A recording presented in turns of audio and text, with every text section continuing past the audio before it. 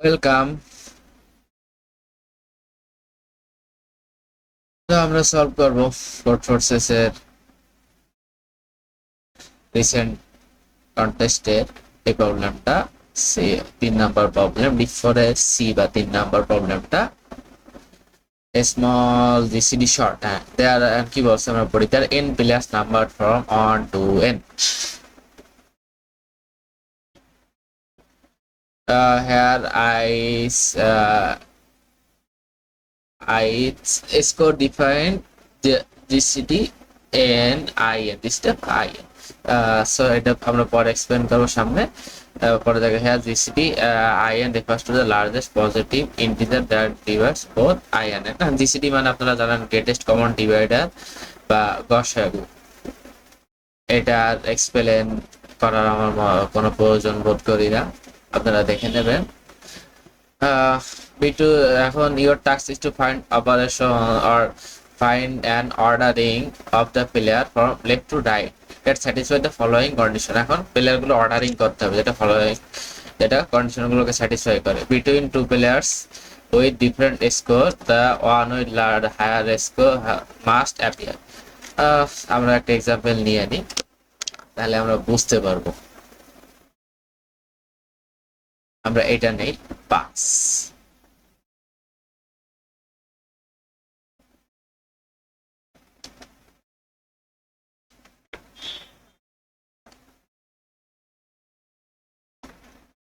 আমরা 5 নিলে আমরা কি দেখতেছি, এখন প্রতিটা আইট প্লেয়ারের জিসিডি স্কোর হলো GCD of I comma N, তাই না? তাহলে আমার প্লেয়ার আছে 5 মানে ইনপুট, মানে 5টা প্লেয়ার আছে। এখন 1 থেকে এন পর্যন্ত, এখন 1 থেকে 5 পর্যন্ত, 1 থেকে এন বা 1 থেকে 5 পর্যন্ত যতগুলো প্লেয়ার আছে তাদের স্কোর কত। তাহলে আমি তাহলে 1 নাম্বার প্লেয়ার আমার, এটা হলো প্লেয়ার নাম্বার 1, এটা হলো প্লেয়ার 1, 2, 3, 4, 5। একের স্কোর কত? একের স্কোর হলো GCD of 1 comma N. 1 n equal to 5, তাহলে এখানে হলো জিসিডি হলো 1। এবার 2 এর কত? 2 কমা 5 এর জিসিডি কত? 2 কমা 5 এর জিসিডি হলো 1, তাই না? এবার 3 কমা 5 এর জিসিডি কত? 3 কমা 5 এর জিসিডি হলো 1। 4 কমা 5 এর জিসিডি 1। 5 কমা 5 এর জিসিডি 5। এবার আমাদের করতে হবে কি, সবচেয়ে বড় যেটা সে থাকবে আগে। তাহলে এবার আমার এটা হলো এদের স্কোরটা দেখাইছে আমি, এবার আমার অর্ডারিং করতে হবে। তাহলে সবচেয়ে বড় সে আগে, তাহলে সবচেয়ে বড় কত? 5। এবার এটা হলো আমার অরিজিনাল অর্ডারিং, এইখানে হলো আমার অরিজিনাল অর্ডারিংটা আসতেছে, সবচেয়ে বড় হলো 5, তাই না? 5, তারপরে সবার সেম। তাহলে আমার সবার যদি সবার সেম হয়, তাহলে আমার যেটা লো, যে প্লেয়ারটা আগে আসছে, যেমন 1 আগে আসছে, তাহলে 1, তারপরে কত আসছে 2, তারপরে কত আসছে 3, তারপর কত 4, এরকম ভাবে। তো এটা আমাদের খেলাতে হবে। আমি যদি আরেকটা এক্সাম্পল নেই, তাহলে বুঝতে একটু সুবিধা হবে। আমি এখানে 4 নিলাম, n ইকুয়ালস 4 নিলাম। n ইকুয়ালস যদি 4 নেই আমরা, তাহলে সেক্ষেত্রে আমরা কি পাচ্ছি?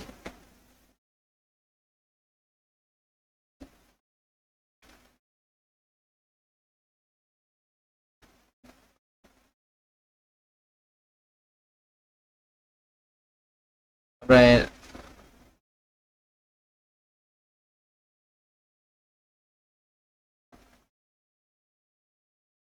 n ইকুয়ালস 4 নিলে আমাদের আসতেছে হলো এইখানে জিসিডি 1, এইখানে জিসিডি 2, এইখানে জিসিডি 1, এইখানে জিসিডি 4। তাহলে 4 সবচেয়ে বড়, তাই না?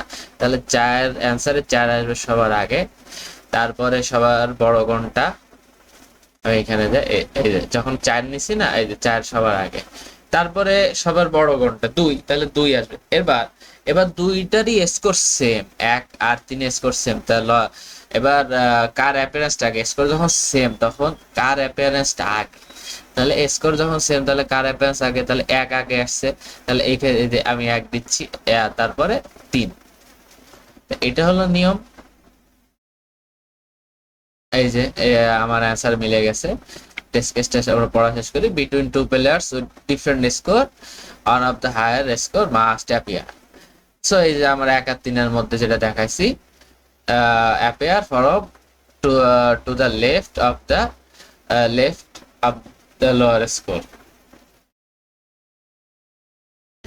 One of the higher score must appear somewhere to the left of one with lower score, মানে যার স্কোর কম তার চেয়ে, যেমন এখানে 2, তার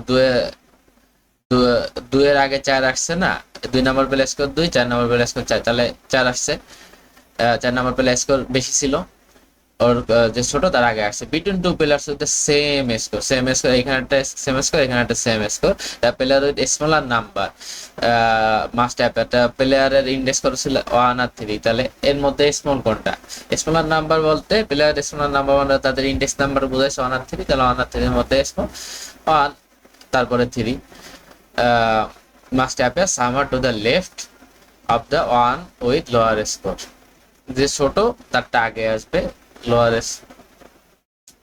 It can be proved that these rules uniquely define an ordering of n people. এইখানে একটা, তাহলে এই ক্ষেত্রে আমাদের এই যে আমাদের যে সর্টিংটা, এটা একটা সর্টিং এরিয়া, এই ক্ষেত্রে আমাদের সর্টিংটা হবে unique. Your task to find the ordering. এখন আমাদের অর্ডারিংটা বের করতে হবে। আমাদের আমরা তো দেখালাম কিভাবে ইউনিক আছে, বড়টা সবার আগে। এবার যদি দুটা সেম থাকে তাহলে যে ছোট সে সবার আগে আসবে। সো এখানে ডিফারেন্ট হওয়ার ইয়ে নেই, এখানে বলেনি যে ছোট, যদি বলতো যে সবার বড়টা সবার, যার স্কোর সবচেয়ে বড় সে সবার আগে, তারপরে এইভাবে আসবে, তাহলে আমরা কিন্তু এখানে তখন আমরা কিন্তু এইভাবে সাজালে সমস্যা ছিল না। তখন আমরা যদি এইভাবে 3-1 দিয়ে সাজাইতাম তাহলে সমস্যা ছিল না, বাট এখানে হবে না, আমাদের 1-3 দেওয়া লাগবে, যেহেতু যার অ্যাপিয়ারেন্স আগে, সেম স্কোরের ক্ষেত্রে যার অ্যাপিয়ারেন্স আগে সে আগে আসবে। সো আমরা এবার দেখি, আমরা চলে যাই এবার আমাদেরকে কম্প্যারিজন, কাস্টম কম্প্যারিজন সর্টিং, আমাদের স্ট্রাকচার সর্টিং এর ব্যাপার, এটা আপনাদের জানার কথা। এটা আমরা জাস্ট এটা এখানে অ্যাপ্লাই করতেছি, এটা আমি কোর্টে ডিসকাস করব। সো এখানে কি হচ্ছে যে আমরা প্রথমে এন নিলাম, ইনপুট নিলাম এন, এবার একটা পেয়ার নিলাম। এই পেয়ারে আমি রাখতেছিল প্রথমে স্কোর, এরপরে পজিশন বা ইন্ডেক্স, তাই না? এবার এখন তারপরে আমরা 1 থেকে n পর্যন্ত গেলাম, এবার প্রতিটায় আমি জিসিডি বের করলাম, এবার আগে স্কোরটা রাখলাম, এরপর স্কোরের সাথে ওর পজিশনটা রাখলাম। এবার আমরা সর্ট করতেছি কম্পেয়ার করে। এই সর্টিং এ এই নরমালি আমরা সর্টিং করে এই পর্যন্ত লিখে, আর এইখানে এই কম্পেয়ারটা দেয়া লাগতেছে। সো আমরা সর্টিং এ কি বলছি, আমরা প্রথমে বলছি যে যদি এবার এই সর্টিং এ আমরা যদি দেখি যে প্রথমটা যদি স্কোর সাপোজ এখানে আসলো 4,4,2,2, আমরা প্রথমেই দেখতেছি যে যার স্কোরটা বড় সে সর্টিং এ লেফট সাইডে যাবে, প্রথম দিকে থাকবে। যখন আমরা এটা পাচ্ছি তখন আমাদের লাগছে না, কিন্তু এখানে যদি যখন সমান হয়ে যাচ্ছে, সমানের কেস কি আমরা দেখলাম যে 3,1 এই একটা, 3,1 একটা হলো 1,1। যখনই আমরা এটা পাচ্ছি, যখন সরি এখানে একটু ভুল হয়েছে, আমি একটু সংশোধন করে নিই।